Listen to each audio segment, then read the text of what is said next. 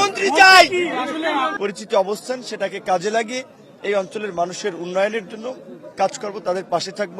তো এখন বলা চলে সেই প্রেশারটা আছে যে এখন মানুষের জন্য কাজ করা, যে তাদের যে কমিটমেন্ট দিয়েছিলাম তারা যেটা আমার কাছে প্রত্যাশা করেছে আমি সেটা পূরণে কাজ করব। এবং বিশেষ করে আজকে যেহেতু সারা বাংলাদেশেই গতকালকের এই নির্বাচনে অংশগ্রহণকারী অনেকে জয়লাভ করেছে, অনেকে পরাজয় বরণ করেছে, আমি সারা বাংলাদেশেরই অন্যান্য রাজনৈতিক দলের নেতাকর্মী সমর্থকদের উদ্দেশ্যেও একটি দলের প্রধান হিসেবে বলবো যে নির্বাচন পরবর্তী বিভিন্ন ধরনের সহিংসতা আমরা দেখে থাকি, এই নির্বাচনের পরে যেন কোনো ধরনের রাজনৈতিক সহিংসতা প্রতিহিংসার ঘটনা না ঘটে সেদিকে সবাই খেয়াল রাখবেন। এবং আমার নির্বাচনী এলাকা গলাচিপা 10 মিনিট জনগণকে শান্তি এবং সম্প্রীতির রাজনীতি এবং পরিবেশ বজায় রাখার আমরা আহ্বান জানাবো।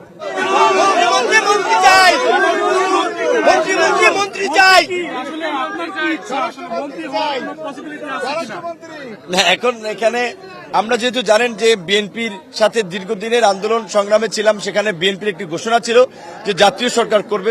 হয়তো অনেকে ভেবেছে যে সেখানে যদি জাতীয় সরকার হয় একটি দলের প্রধান এবং দীর্ঘদিন বিএনপি এবং তারেক রহমানের সাথে আমাদের যে আন্দোলন সংগ্রাম থেকে সম্পর্ক, সেই জায়গা থেকে হয়তো ক্যাবিনেটে আমাদের একটা স্থান হতে পারে, সেটা তারেক রহমানের উপরে নির্ভর করবে, বিএনপির উপরে নির্ভর করবে। তবে আমরা যেহেতু আন্দোলন সংগ্রামে ছিলাম, ভবিষ্যতেও এই বাংলাদেশকে স্থিতিশীল রাষ্ট্র হিসেবে পরিচালনা করার জন্য এবং বাংলাদেশকে পুনর্গঠন করে দেশের মানুষের প্রত্যাশা পূরণের জন্য, বাংলাদেশকে বিশ্বের বুকে মাথা তুলে দাঁড়া করানোর জন্য তারেক রহমানের যেই সহযোগিতা আমাদের প্রয়োজন হবে আমরা সেটা অতীতেও দিয়েছি, ভবিষ্যতেও দেব। এবং তারেক রহমানের নেতৃত্বে আমরা আন্দোলন সংগ্রাম করেছি, আমরা নির্বাচনও করেছি। এবং আমার জন্য দেখেছেন বরিশালের সমাবেশে এসে তারেক রহমান দয়া করে বিপিনুরকে ভোট দিয়ে বিজয়ী করে আনবেন, এরকম ভাবে বিনয়ের সাথে ভোট চেয়েছেন। কাজী তারেক রহমান আমাদেরকে যেখানে উপযুক্ত মনে করেন সেখানে যেই দায়িত্ব দেবেন আমরা সেই দায়িত্ব পালন করার জন্য রেডি আছি।